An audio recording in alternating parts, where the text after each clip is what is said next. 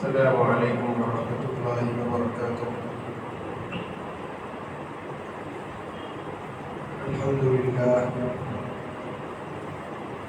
للہ نحمده ونستعینه ونستغفره ونؤمن به ونتوکل علیہ ونعوذ باللہ من شرور انفسنا ومن سیئات اعمالنا، من يهده الله فلا مضل له ومن يضلله فلا هادي له، ونشهد أن لا إله إلا الله وحده لا شريك له، ونشهد أن سيدنا ونبينا ومولانا محمدا عبده ورسوله.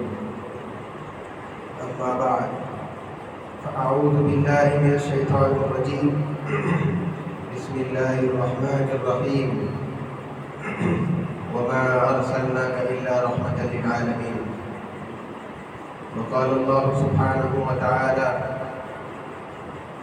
إن الذين جاءوا بالإفك عصبة منكم لا تحسبوه شرا لكم بل هو خير لكم لكل امرئ منهم ما اكتسب من الإثم والذي تولى كبره منهم له عذاب عظيم.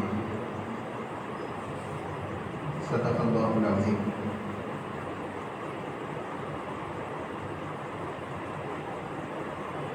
معزز سامعین اکرام، گزشتہ جمعہ حضرات کے سامنے یہ بات عرض کی گئی تھی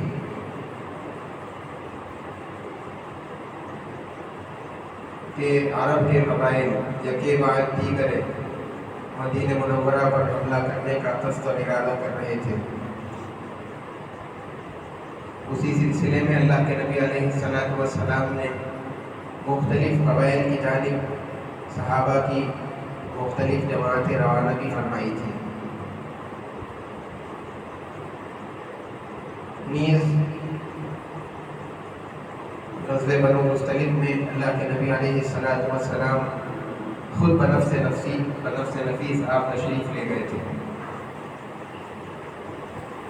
اللہ کے نبی صلی اللہ علیہ وسلم کے جب آنے کی خبر وہاں پہنچی تو تمام قبائل منتشر ہو گئے، صرف بنو مستلق وہاں پر رہ گیا۔ ان لوگوں کے ساتھ مقابلہ ہوا، اللہ کے نبی علیہ السلام کو فتح پر کامیابی حاصل ہوئی اور بہت سارے قیدی اس کے اندر حاصل ہوئے، بہت سارا مال غنیمت بھی حضور علیہ السلام کو مسلمانوں کو ہاتھ لگا۔ نیز نبی رحمت صلی اللہ علیہ وسلم کا اس غزوے کے اندر حضرت جویریہ رضی اللہ تعالیٰ عنہ سے نکاح بھی ہوا۔ اسی خوشی میں تمام صحابہ کرام رضوان اللہ تعالیٰ علیہ اجمعین نے اس قبیلے کے تمام قیدیوں کو آزاد کر دیا۔ پھر ایک مہاجری اور ایک انصار کے درمیان جو واقعہ پیش آیا، جس کی وجہ سے منافقین کو، مسلمانوں کو، مہاجرین کو خاص طور پر بدنام کرنے کا ایک موقع آیا، جس کی وجہ سے ان لوگوں نے، ان میں کے سردار نے کہا تھا کہ ہم مدینے جا کر کے مہاجرین کو باہر نکال دیں گے۔ اس وجہ سے مہاجرین اور انصار کے درمیان میں بہت زیادہ غصہ تھا۔ اللہ کے نبی صلی اللہ علیہ وسلم کو بھی اس واقعے کی اطلاع پہنچائی گئی، لیکن چونکہ پہنچانے والے حضرت زید رضی اللہ تعالیٰ عنہ چھوٹے سے بچے تھے، صحابہ نے سمجھا کہ ہو سکتا ہے انہوں نے غلطی کی ہوگی، لیکن اللہ تبارک و تعالیٰ نے سورہ منافقون نازل کر کے ان کے سچے ہونے کو واضح کر دیا۔ اس کے بعد صحابہ نے سمجھا کہ جب عبداللہ ابن ابی نے اس طریقے کا برتاؤ کیا ہے تو ہو سکتا ہے کہ اللہ کے نبی صلی اللہ علیہ وسلم اس کو قتل کر دیں گے۔ ان کے بیٹے اللہ کے نبی صلی اللہ علیہ وسلم کی خدمت میں حاضر ہوئے اور انہوں نے اللہ کے نبی صلی اللہ علیہ وسلم سے کہا کہ اے اللہ کے نبی، اگر آپ میرے باپ کو قتل کا ارادہ رکھتے ہیں تو اس کا حکم مجھے دیجیے، میں آپ کے حکم کی تعمیل کرنے کے لیے تیار ہوں۔ الغرض اس طریقے سے یہ واقعہ پورا ہوا۔ اسی سفر کے اندر اللہ کے نبی صلی اللہ علیہ وسلم کی زوجہ محترمہ حضرت عائشہ رضی اللہ تعالیٰ عنہ کے ساتھ یہ واقعہ پیش آیا۔ اللہ کے نبی صلی اللہ علیہ وسلم کا یہ معمول تھا کہ جب کبھی بھی سفر کے اندر جاتے تو آپ اپنی ازواج کے سلسلے میں قرآن اندازی فرماتے تھے. قرآن کے اندر کسی کا نام نکل آتا ان کو اپنے ساتھ لے جاتے. اس سفر میں حضرت عائشہ رضی اللہ تعالی عنہ کا نام نکل آیا. آپ صلی اللہ علیہ وسلم کے ساتھ اس سفر میں وہ شریک تھی. چنانچہ جب غزوے سے فارغ ہو گئے, واپسی مدینہ ہو رہی تھی, ایک منزل پر درمیان میں قیام کیا. اللہ کے نبی صلی اللہ علیہ وسلم اور پورا قافلہ وہاں پر رکا ہوا تھا. حضرت اما جان عائشہ رضی اللہ تعالی عنہ ضرورت سے فارغ ہونے کے لیے کہیں لشکر سے دور میدان میں کھلی جگہ پر گئی تاکہ اپنی بشری ضرورت سے فارغ ہو. جب واپس آئیں تو دیکھا کہ اپنے گلے کا ہار نہیں ہے. اس کو تلاش کرنے کے لیے واپس اسی جگہ پر گئی, لیکن جب پھر واپس پلٹ کر آئیں تو دیکھتی ہیں کہ لشکر نہیں ہے. اللہ کے نبی صلی اللہ علیہ وسلم اور سارے مسلمان پوری فوج چلے گئی, جو کہ اما جان عائشہ رضی اللہ تعالیٰ عنہ ایک چھوٹی سی ابھی کم عمر تھی اور آپ کا وزن بھی زیادہ نہیں تھا.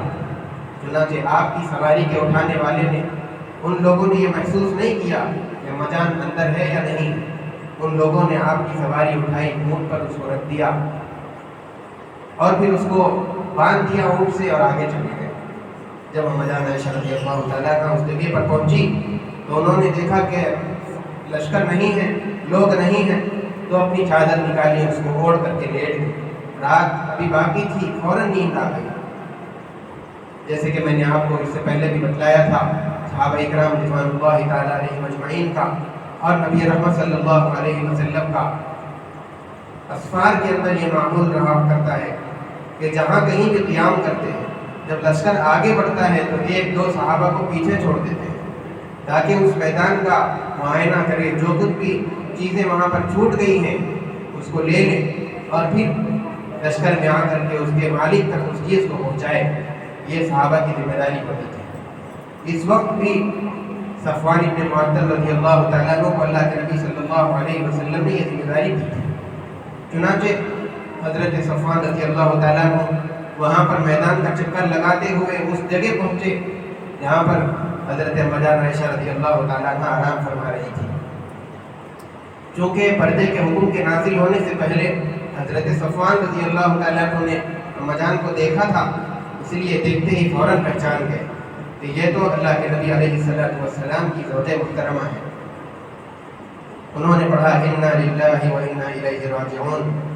یہ پڑھنے پر اما جان عائشہ رضی اللہ تعالیٰ عنہ کی نیند آنکھ کھل گئی اور حضرت صفوان نے اما جان سے پوچھا کہ کیا ہو گیا, خدا آپ پر رحم کرے.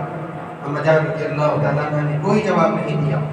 چنانچہ حضرت صفوان رضی اللہ تعالیٰ عنہ نے اپنی سواری اما جان کے بازو کر دی اور پھر کہا کہ آپ اس پر سوار ہو جائیے.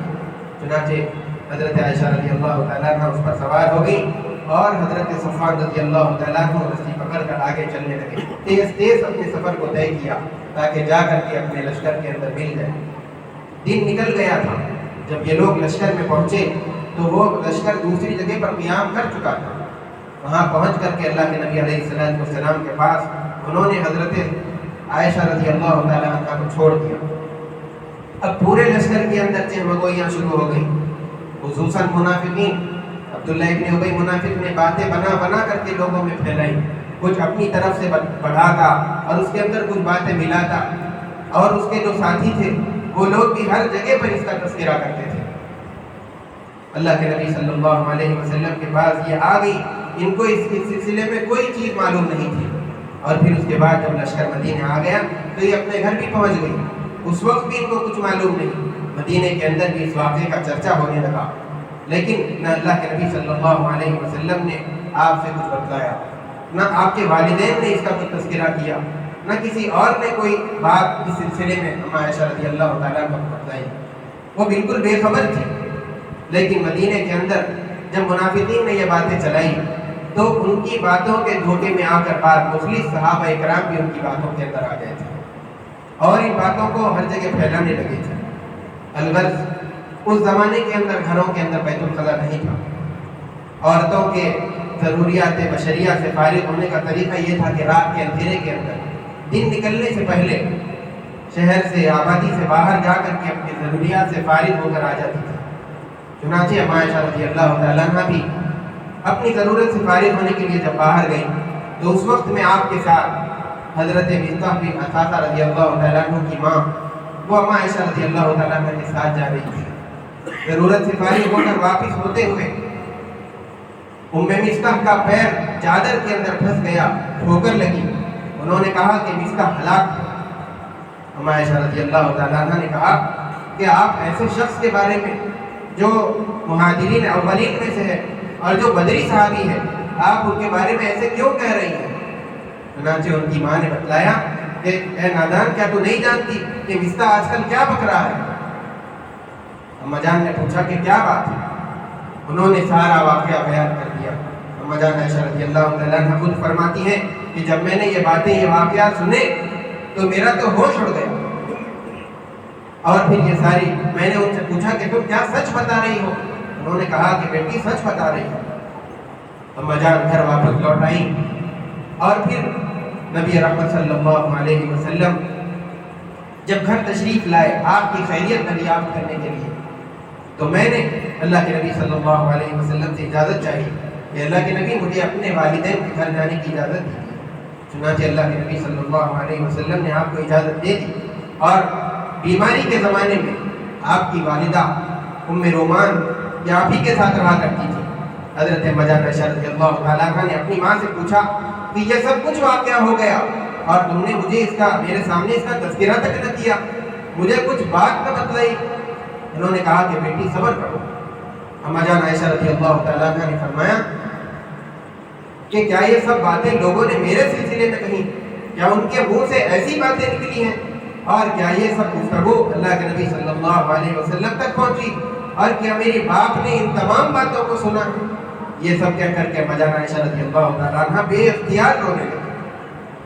رات بھر روتی رہی، دن نکل آیا، رونا ختم نہ ہوا، پورا دن گزر گیا، لیکن آنسو رکنے کا نام نہیں لیتے ہیں، نہ نیند آتی ہے، اور بیمار ہونے کی وجہ سے بیماری اور زیادہ بڑھ گئی تھی۔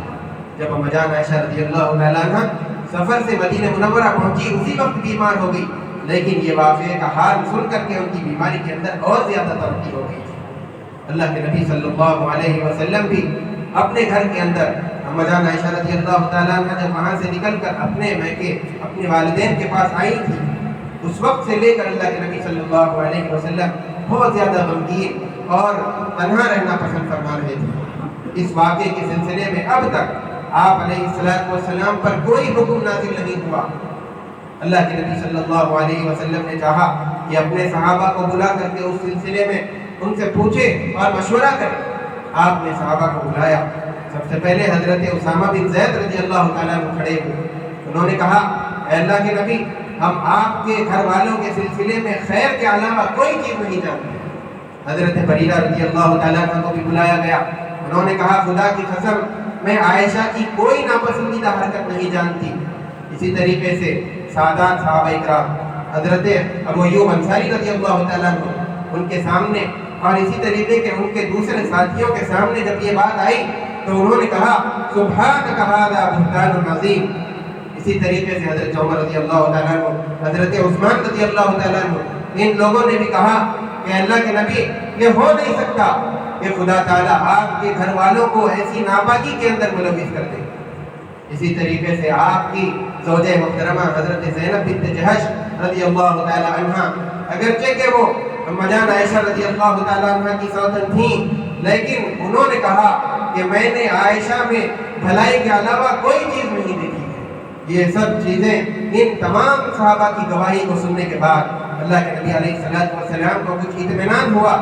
آپ مسجد تشریف لائے، خطبہ ارشاد فرمایا، اور آپ نے اعلان کیا کہ کون ہے جو ہماری مدد کرے گا، اور کون ہے جو اس آدمی سے انتقام لے گا، بدلہ لے گا اس شخص سے جس نے مجھے اپنے گھر والوں کے سلسلے میں ایذا پہنچائی ہے، تکلیف پہنچائی ہے۔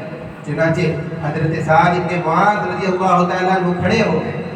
انہوں نے کہا، اور وہ قبیلے اوس کے سردار تھے، انہوں نے کہا کہ اللہ کے نبی اگر آپ حکم کریں تو میں ہمارے قبیلے کا اگر کوئی آدمی ہوا تو میں اس کا سر اتار کر آپ کی خدمت میں لانے کے لیے تیار ہوں، اور اگر وہ ہمارے قبیلے کا نہیں، ہمارے بھائی سعد بن عبادہ جو کہ قبیلے خزرج سے تعلق رکھتے تھے، اگر اس قبیلے کا آدمی ہے تو ہم آپ کے حکم کی تعمیل کریں گے۔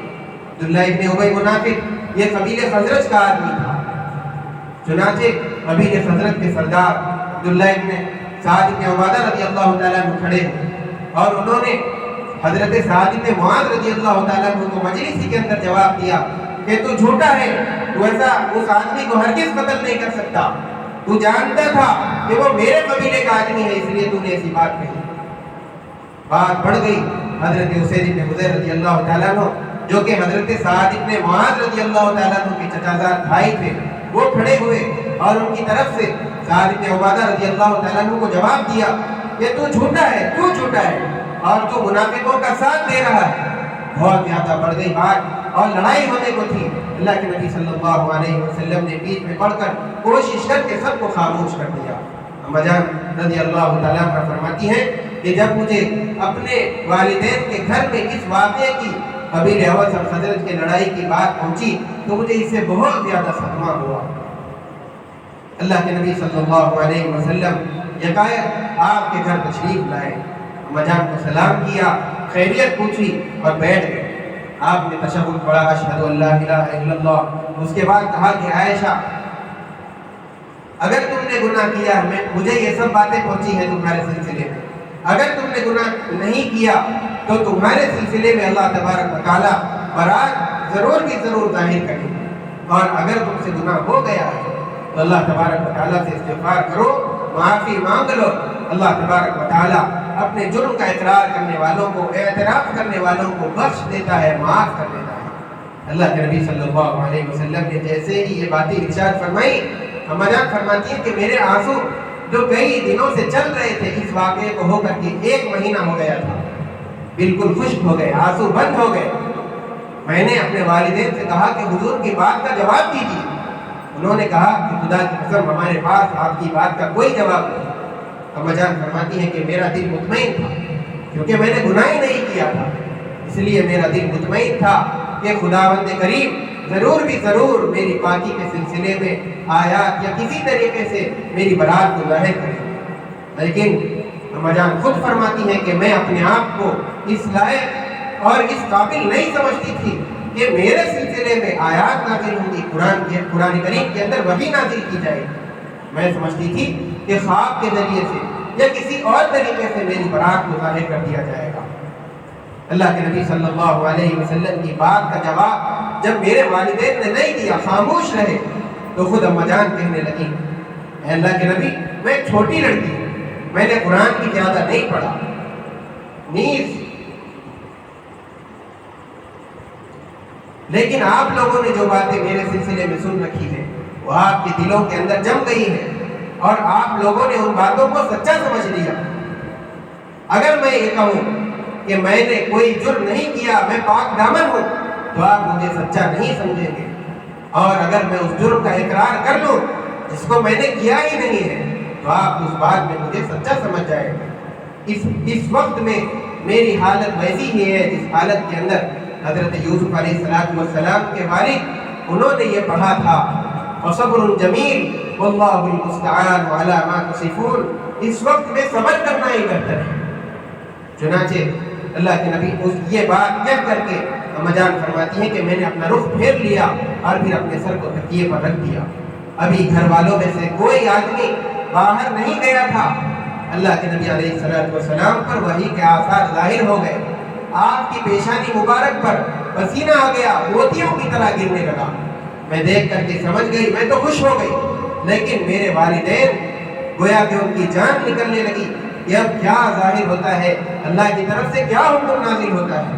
اللہ کے نبی علیہ السلام پر آیات نازل ہو گئی والذین جاءوا فی الإفک، یعنی جو لوگ تہمت کی بات لے کر کے دشمنی میں اللہ کے نبی علیہ السلام کے پاس آتے ہیں، پوری آیت کے اندر ان کی باتوں کو بیان کیا، اس کے آگے فرما دیا کہ ان کے لیے عذاب ہے۔ اللہ کے نبی صلی اللہ علیہ وسلم نے آیت کے نازل ہونے کے بعد اما جان عائشہ رضی اللہ تعالیٰ عنہ کو خوشخبری دی اور کہا کہ عائشہ خوشخبری ہو، اللہ تبارک و تعالیٰ نے تمہاری پاکی کو بیان کر دیا اور تمہارے سلسلے میں قرآن کریم کے اندر آیات نازل فرمائی ہے۔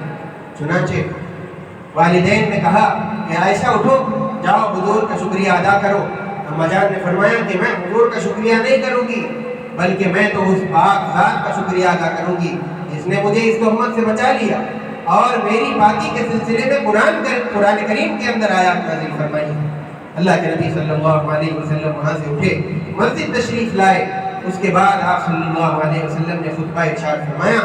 خطبہ دینے کے بعد آپ صلی اللہ علیہ وسلم نے ان لوگوں کو بلایا جو لوگ اما جان عائشہ رضی اللہ تعالی عنہ پر تہمت لگا رہے تھے، اور ان کے اوپر حدود جاری فرمائے، 80 گھوڑے ان کو لگائے۔ اسی طریقے سے اس سفر کے اندر ایک اور واقعہ پیش آیا، یا کسی اور سفر کے اندر، چونکہ روایات مختلف اور دونوں بھی اما جان عائشہ رضی اللہ تعالی عنہ سے متعلق۔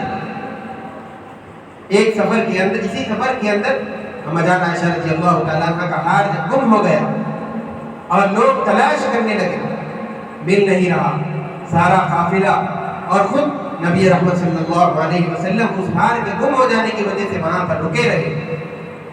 ایسی جگہ تھی جہاں پر پانی نہیں، لوگوں کے پاس پانی موجود نہیں تھا، اور ہر چیز کے لیے لوگوں کو پریشانی اور دقت پیش آ رہی تھی۔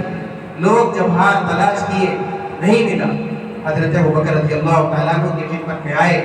ان لوگوں نے کہا، ان لوگوں نے اما جان کی شکایت کی۔ حضرت ابوبکر رضی اللہ تعالیٰ عنہ سے کہا کہ آپ کی بیٹی نے یہ کیا کر دیا؟ اللہ کے نبی علیہ السلام کو پورے لشکر کو ایسی جگہ پر رکا دیا ہے جہاں پر پانی نہیں ہے۔ حضرت ابوبکر رضی اللہ تعالیٰ عنہ آپ حضرت عائشہ رضی اللہ تعالیٰ عنہ کے خیمے میں آئے۔ وہاں پر اللہ کے نبی صلی اللہ علیہ وسلم حضرت اما جان عائشہ رضی اللہ تعالیٰ عنہ کے گود کے اندر سوئے ہوئے تھے۔ آ کر کے حضرت ابوبکر رضی اللہ تعالیٰ عنہ نے اپنی بیٹی کو ڈانٹا اور پھر اس طریقے سے چوکے لینے لگے، لیکن چونکہ حضور علیہ السلام آپ کی گود میں سوئے ہوئے تھے، انہوں نے کوئی حرکت نہیں کی۔ رات اسی طریقے سے گزر گئی۔ جب صبح ہوئی، نماز کا وقت آیا، پانی نہیں ہے، اللہ کے نبی علیہ السلام پر تیمم کا حکم نازل ہو گیا۔ چنانچہ صحابہ اکرام اس حکم کے نازل ہونے پر بہت زیادہ خوش ہوئے، اور انہوں نے کہا کہ یہ حضرت ابوبکر رضی اللہ تعالیٰ عنہ کے گھر والوں کی کوئی پہلی برکت نہیں ہے، اس سے پہلے آپ کے گھرانے کی بہت ساری برکتوں کو ہم نے دیکھ لیا ہے۔ یہ سارے ایک ایک قبائل کا مسلمانوں پر حملہ کرنا، یکے بعد دیگرے ان کا ارادہ کرتے رہنا، یہ تو ایک یعنی پیش خیمہ تھا، مقدمہ تھا۔ اس کے بعد تمام قبائل مل کر کے ان کا ارادہ تھا کہ ایک بار بھی مدینے پر حملہ کریں گے اور پھر اسلام کے چراغ کو ہمیشہ کے لیے مٹا دیں گے۔ اس کے بعد جو واقعہ پیش آیا غزوہ خندق کا، اس کے اندر قریش، عرب کے تمام قبائل اور پھر یہودیوں کی سازش بھی اس کے اندر شریک تھی۔ چنانچہ ایک طرف پورا عرب ہے اور ایک طرف مسلمان تنے تنا ہے، لیکن اس کے اندر بھی اللہ تبارک و تعالیٰ نے مسلمانوں کی مدد فرمائی، ان کی نصرت فرمائی، اور اس کے اندر بھی مسلمانوں کو فتح حاصل ہوئی۔ اس کا تفصیلی واقعہ انشاءاللہ آئندہ بیان کیا جائے گا۔ آخر دعوانا الحمدللہ رب العالمین۔ جو حضرات سنت نہیں پڑھے سنت پڑھیں۔